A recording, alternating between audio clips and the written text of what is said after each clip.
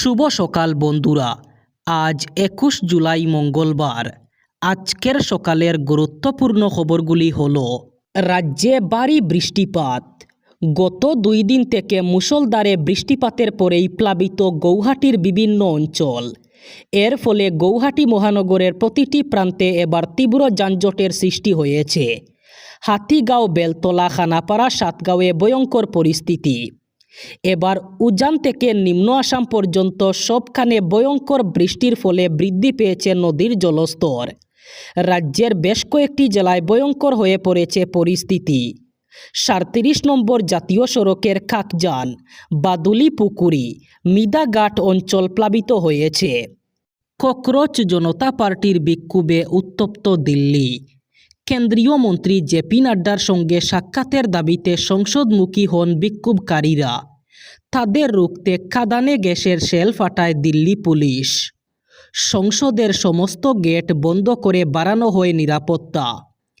এদিকে সরকারের তরফে স্পষ্ট জানানো হয়েছে, নাড্ডার সঙ্গে সাক্ষাতের কোনো অনুমতি বিক্ষোভকারীদের দেওয়া হয়নি। সংসদ ভবনে প্রবেশের গেটের প্রায় কাছাকাছি সিজেপির আন্দোলনকারীরা। বিজয় চক থেকে ডিলচূড়া দূরত্বে সংসদ ভবনের এই গেট। জলকামান ত্রিস্তরীয় নিরাপত্তা বলয়ে ঘিরে ফেলা হয় সংসদ ভবন চত্বর। এই মুহূর্তে সংসদ ভবনের ভিতরে প্রধানমন্ত্রী সহ সমস্ত ক্যাবিনেট মন্ত্রীরা উপস্থিত ছিলেন। বিরোধী দলনেতা সহ অন্যান্য দলের সাংসদরাও উপস্থিত ছিলেন। উত্তর ইরাকে ইরানের ড্রোন নিষ্ক্রিয় করার সময় মৃত্যু হয়েছে এক মার্কিন সেনার। পাশাপাশি আরও এক সেনা আহত হয়েছেন, এমনটাই জানিয়েছে মার্কিন সেন্ট্রাল কমান্ড অথবা সেন্টকম। এরপরই শুরু হয়েছে ভয়ঙ্কর মার্কিন হামলা। ইরানের বিরুদ্ধে নতুন করে বিমান আক্রমণ চালানো হয়েছে, যার জন্য মধ্যপ্রাচ্যে উত্তেজনা আরও বেড়েছে। সেন্টকমের দাবি, ১৮ জুলাই উত্তর ইরাকে একটি ইরানি ওয়ানওয়ে অ্যাটাক ড্রোন বিস্ফোরণ হওয়ার আগেই মাটিতে নামানো হয়, আর সেই ড্রোন নিষ্ক্রিয় করার কাজ শুরু করেন মার্কিন সেনা। তখনই মৃত্যু হয় এক সেনার। ওই সময় আরও এক সেনা সামান্য আহত হয়েছেন। মৃত এবং আহত সেনার পরিবারের প্রতি সম্মান জানিয়ে এই ঘটনার আনুষ্ঠানিক খবর দিয়েছে সেন্টকম। নাগাল্যান্ডে টানা ভারী বৃষ্টিপাতের জেরে শিবসাগর, চড়াইদেও ও যোরহাট জেলার বিস্তীর্ণ এলাকা বন্যার কবলে। বিশেষ করে চড়াইদেও জেলার টিঙ্গাবিলাম, বাহবাড়ি, লোকামপাথার, চফরাই, বৈরাগীহাবি, টকলিমোড়া, রায়দঙ্গিয়া, লালতিপতার, বেকাদলং এবং নাকছাড়ি সহ এলাকা বিশেষভাবে প্লাবিত হয়েছে। বন্যা পরিস্থিতির দ্রুত অবনতিতে উদ্বেগ প্রকাশ করেছেন মুখ্যমন্ত্রী হিমন্ত বিশ্ব শর্মা। পরিস্থিতির গুরুত্ব বিবেচনা করে মন্ত্রী অজন্তা নেওগ, বিমল বরা, কেশব মহন্ত এবং সুশান্ত বরগুহাইকে অবিলম্বে ক্ষতিগ্রস্ত এলাকায় পৌঁছে উদ্ধার এবং ত্রাণ কার্যক্রম তদারকির নির্দেশ দিয়েছেন মুখ্যমন্ত্রী। পাশাপাশি প্রয়োজনে উদ্ধার অভিযানে সহায়তার জন্য ভারতীয় সেনাবাহিনী ও ভারতীয় বায়ুসেনাকেও প্রস্তুত থাকার অনুরোধ জানানো হয়েছে। সামাজিক মাধ্যম এক্সে মুখ্যমন্ত্রী জানান, শিবসাগর, চড়াইদেও ও যোরহাট জেলায় অবিরাম বৃষ্টিপাতের ফলে বন্যা পরিস্থিতির দ্রুত অবনতি হয়েছে। বাড়ি জংদরা লোহার রান্নার গ্যাস সিলিন্ডারের যুগ এবার বদলাতে চলেছে। দেশের প্রধান তেল বিপণন সংস্থা বিপিসিএল এবং এইচপিসিএল গ্যাস সিলিন্ডারের প্রযুক্তিতে বড় পরিবর্তন এনেছে।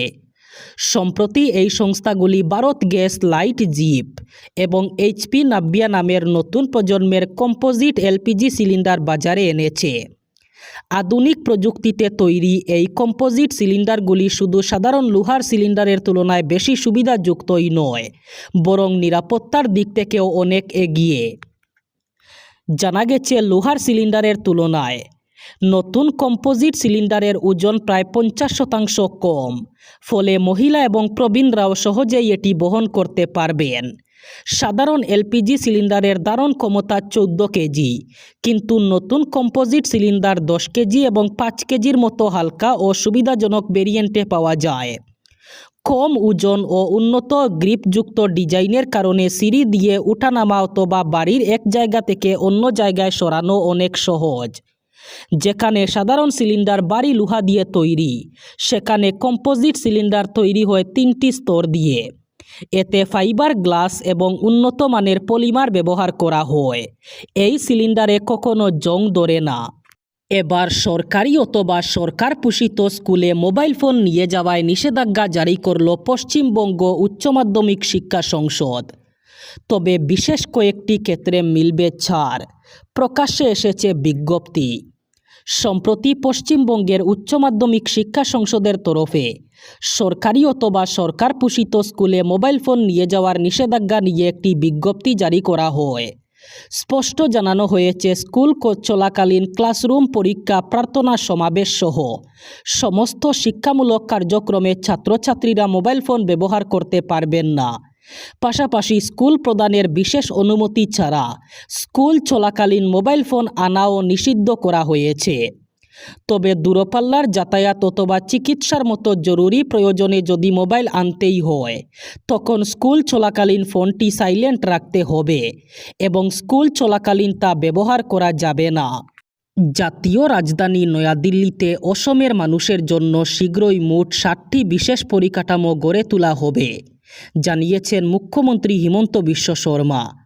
সাংবাদিকদের মুখ্যমন্ত্রী জানান, এর মাধ্যমে দিল্লিতে চিকিৎসা, পড়াশোনা, সরকারি কাজ অথবা অন্যান্য প্রয়োজনে যাওয়া অসমবাসীদের থাকার ও বিভিন্ন পরিষেবার সুযোগ উল্লেখযোগ্যভাবে বাড়বে।